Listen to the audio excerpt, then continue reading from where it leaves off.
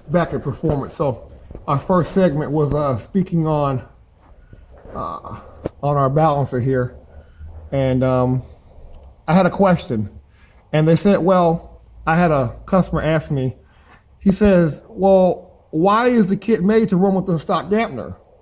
Okay, well, the kit can be made to run with the stock dampener. I mean, that's no problem. A lot of these kits are made to run with the stock dampener. But just because they're made to run with the stock dampener doesn't mean that that's going to be the best overall for the actual engine that the supercharger or power adder is going on to. In this case here, look at it like this. When this motor is balanced, it's balanced at a certain weight, or what they call a bob weight, and RPM, okay? Plus or minus so many grams, or 1 gram, or half a gram, or tenth of a gram, whatever, okay? When you spin this motor above recommended factory specs, or you add more horsepower, or especially if you add another pulley to the system, you change the harmonics. Can this dampener, if it was in good shape, could it be run with a stock supercharger and just be pinned because, you know, LSs have no keyway? Yes, it could. Yes, it could. Would I want to run it long term? No. Look at what it's doing for, you know, in a stock setup. It's only a few years old. You know, well, it's 8 years old now. Okay? The point I'm making is,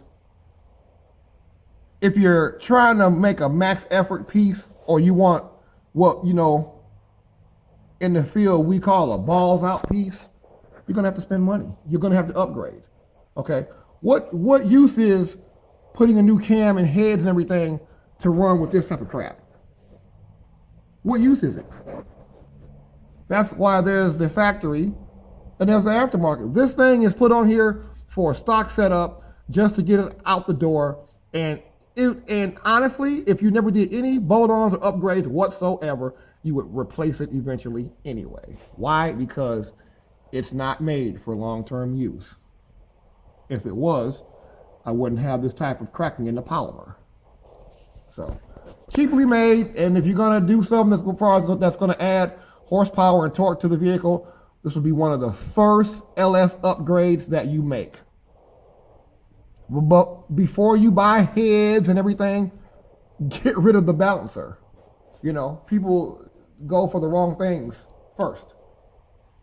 Now we're going to remove this one because obviously this one's junk. So we're going to use our kit from Snap-on or Blue Point. And for this setup, it likes the third longest.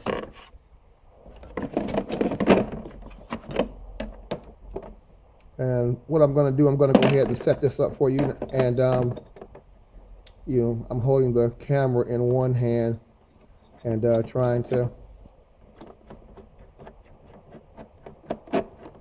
get you all set up to where you see what we got here.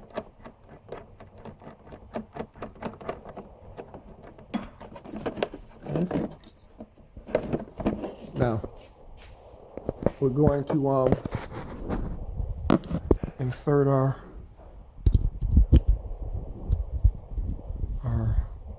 rod into the crank. As you can see, it's how it's going to go. It's our setup. I'm going to insert that in. Got to bring it out a little bit just to get all the fingers in too, by the way. Like I said, this is much harder when you're doing this by yourself. My assistant's not with me here today, so I'm kind of showing you how it would normally go with set like this, and then you would drive it. Let me set this up, and then I'll go ahead and shoot the actual video of removing it, okay?